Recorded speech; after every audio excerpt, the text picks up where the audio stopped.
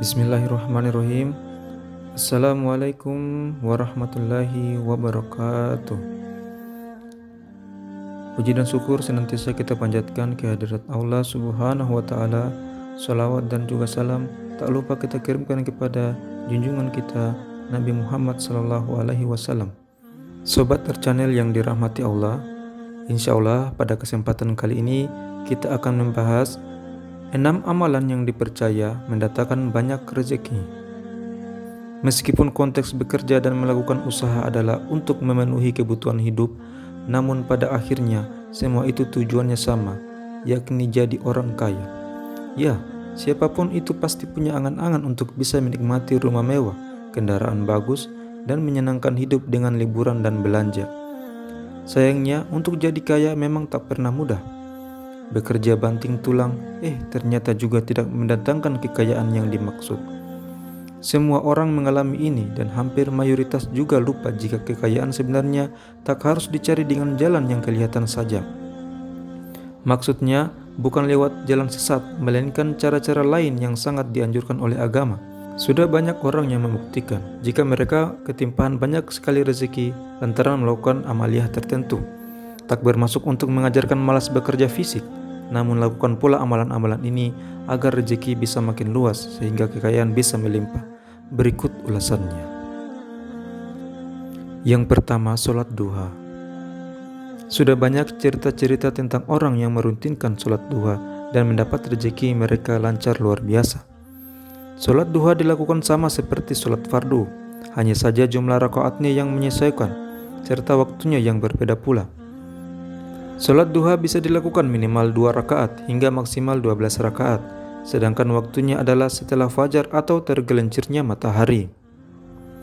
Banyak riwayat yang menunjukkan keutamaan sholat duha, terutama yang urusannya dengan rezeki.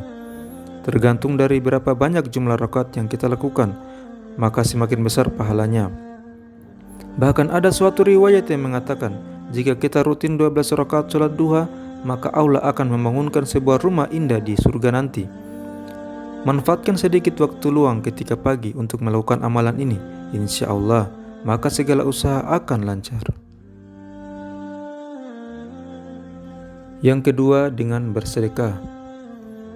Surat Al-An'am ayat 160 menjelaskan dengan sangat gamblang, jika kita bersedekah 1, balasannya minimal 10. Jika Allah saja sudah berjanji demikian, lantas kenapa kita tidak mempercayai hal ini? Maka dari itu, kita bisa memanfaatkan ini sebagai jalan untuk memperlancar rezeki. Sedekah 1.000 rupiah sudah barang pasti akan dibalas sebanyak 10 kali lipat, namun tidak mesti uang, bisa pula dengan terhindar dari bencana, kerjaan, lancar dan sebagainya. Jadi, makin banyak kita sedekah, makin besar pula balasannya. Mungkin ada yang bertanya, sedekah kok tidak ikhlas? Apakah bermasalah jika kita justru mengharap kepada Allah? Justru Allah sendiri yang meminta kita untuk berdoa atas semua hajat-hajat yang diinginkan. Yang ketiga, membaca surat Al-Waqiah. Surat Al-Waqiah berada di urutan 96 setelah surat Ar-Rahman. Al-Waqiah sudah lama diketahui sebagai cara agar kita lebih mudah mendapatkan rezeki. Bahkan surah ini sering pula dijuluki dengan surat rezeki. Tidak ada cara khusus untuk mengamalkan surat Al-Waqiah ini, melainkan hanya cukup dibaca saja. Waktunya sendiri juga tidak tentu dan bisa kita sesuaikan. Misalnya setelah sholat fardu, banyak orang yang merutinkan membaca Waqiah dan tak lama kemudian dibanjiri dengan rezeki-rezeki yang tak diduga. Berpuasa Senin dan Kamis. Puasa Senin Kamis juga jadi amalan pengumpul rezeki. Bahkan tak hanya itu, fadilah puasa ini bisa membuat kita diampuni dalam rentang waktu selama berpuasa. Terlebih lagi dengan puasa kita bisa mampu mengendalikan hawa nafsu. Rasul sangat menyukai puasa Senin Kamis dan orang yang melakukannya, sehingga amalan ini pun makin bertambah nilainya karena juga termasuk sunnah yang diutamakan. Perlu diketahui, barang siapa menyukai sunnah Nabi Muhammad, maka ia akan bersama dengannya di surga nanti. Yang kelima adalah istighfar dan sholawat. Istighfar dan sholawat kepada Nabi Muhammad juga seringkali dikaitkan dengan amalan penjalin rezeki. Tata cara pelaksanaannya bisa sewaktu-waktu dengan jumlah yang tidak ditentukan, namun minimal setidaknya 100 kali dalam sehari. Tak susah kok melakukan amalan ini karena bisa dilakukan kapanpun. entah ketika di jalan berangkat ke kantor, jeda makan siang, atau ketika sedang bekerja sambil diucapkan dalam hati. Fadilah istighfar kita akan diampuni oleh Allah, sedangkan salawat akan mendekatkan kita kepada Nabi Muhammad, sehingga kita nantinya insya Allah akan mendapatkan syafaatnya.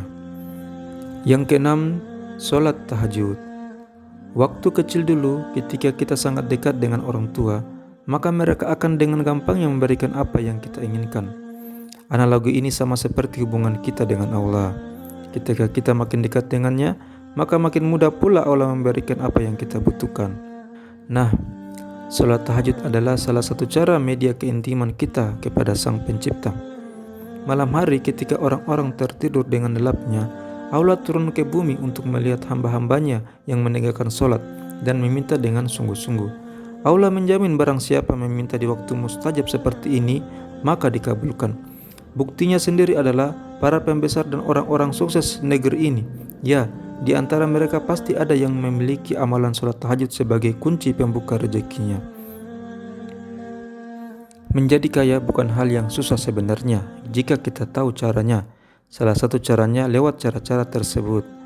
Sudah banyak cerita orang sukses yang berawal dari mengamalkan deretan amalan tersebut. Meskipun demikian, kaya sejatinya tidak selalu berupa harta benda. Bahkan ketika kita sabar, baik kepada sesama, tidak mudah membenci, maka hal-hal tersebut juga bisa dibilang kaya, bahkan nilainya tak terhingga. Demikian penjelasan kali ini. Jangan lupa untuk subscribe. Wabillahi taufiq walhidayah. Wassalamualaikum warahmatullahi wabarakatuh.